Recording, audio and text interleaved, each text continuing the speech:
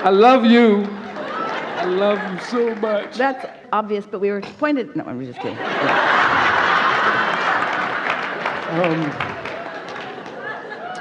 I did not come here for really any questions. I came to make a few statements.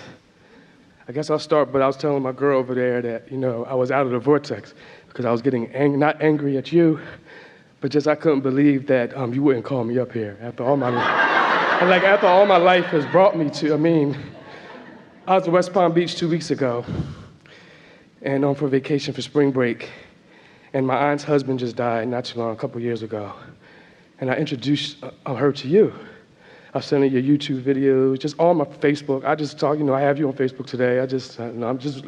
You're basically my muse. And I've never actually looked at a stranger online and said, I actually love this woman. And visualization, I visualized me hugging you, not sexually, of course.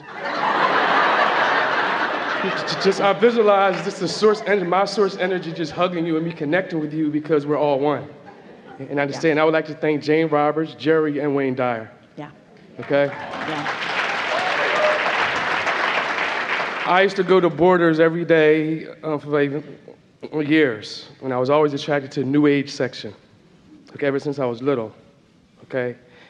First it was astrology and just, a few, esoteric sciences, and then you came. Law of attraction, asking it is given, just everything. Just Esther Hicks, and then it came Jane Roberts, and Seth. It was a tag team type thing. And I must say, listen, this is the truth. I listened to you every single night for about 8 years. Okay? I walk around a river park, walk, in West Palm Beach. I walk around the miles, 4 miles a day, and I have you on my earphones, and I'm listening to you constantly.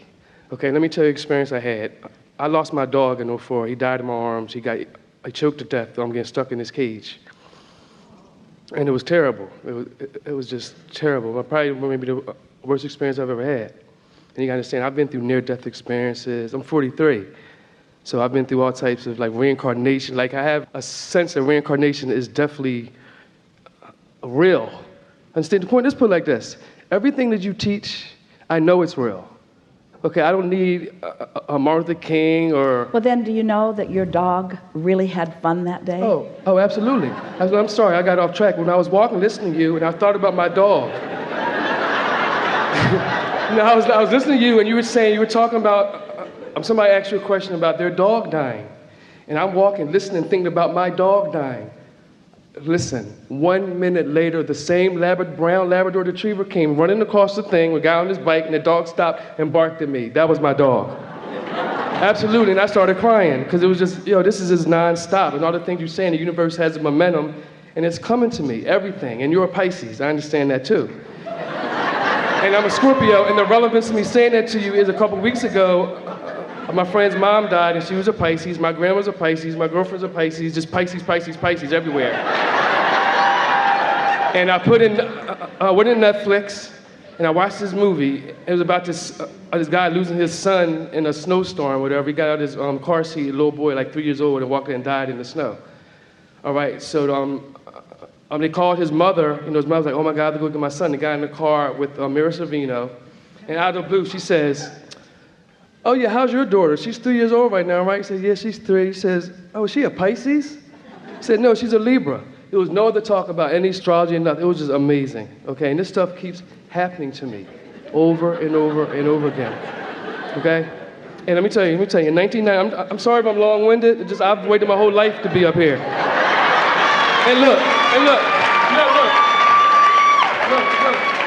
And I'm an Eagles fan, this is my Super Bowl today! I won my Super Bowl, me and Esther Hicks. I'm so happy. Listen, nobody can understand. I feel like I've hit the jackpot. My life has changed from this moment on. My baby over there, she's saying this. And I wanted it to. Sit back. Oh, sorry. That's all right. All is really well. 8 a.m. Yeah. Okay. What we represent to you is your alignment. What we represent to you is your reason for being. What we represent to you, in other words, when you hear the words that we speak and you feel the vibration of the offering that we're offering, as you focus upon it, as long as you have, with the momentum that you have, you come into alignment with who you are. So it's the wholeness of who you are that is expressing here. That's what's going on here. We represent your alignment. We represent your power and your clarity. We represent your knowing. We represent your connection to infinite intelligence. That's all that's going on here. As you give your attention in the way that you do, and you release the resistance in the way that you have, you come into your full power. And that's why you feel like you feel. Right, and all my anxieties always came to me, as a little boy, by my uniqueness, my attention to my greatness. If that makes sense to you. I know it's an oxymoron kind of, yeah. because it's always been really like confusing how the depth I've been having, all the things I've been drawn to, the spiritual things that happen. I see my cousin died, this is his P, he died in a car accident, burnt to death with the car upside down May 2nd. Okay, and it was my best, he was my everything. It was about everything in my life. Okay, and when he died, I was mad at him, not mad at him, but he came to me in a dream, and I was basically like, why did you leave me? And he was smiling, shining, like, man, get over it. I'm happy. You know?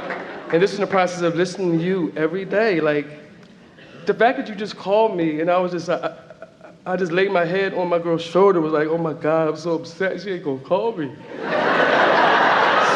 Like, and I told her, I said, I'm going to Philadelphia. I'm from Philadelphia. I said, I'm going to Philadelphia when she comes in like 5 months. Wherever you're going to go, I'm going to meet you. You know, and I'm not, I was getting mad at some people. So I was like, yo, I wish they would just be quiet and get off the stage. I want to go up there. So I'm going to make it short.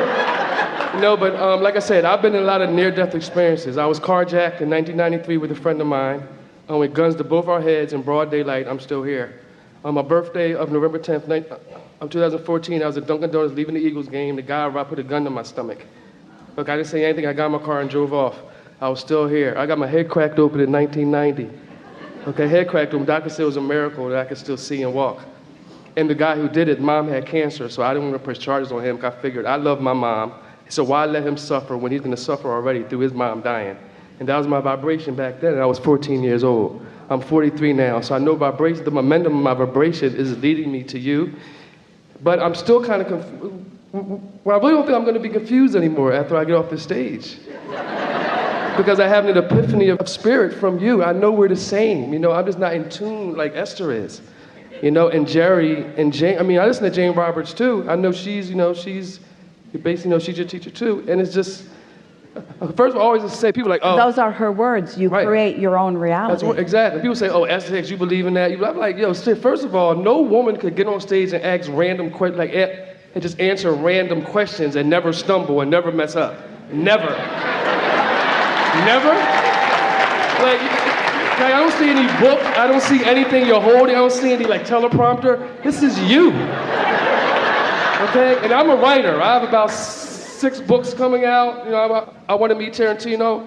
I have a bright future in my mind. I want to make movies. That's what I do. I'm really gifted. And you've opened this channel. I've channeled these words. Like you write. Like you are the, I guess, initiator of my talent. And so do you see any difference between Esther and this person? Same thing happening, isn't it? Yes. Except you're a little crazy. Yes.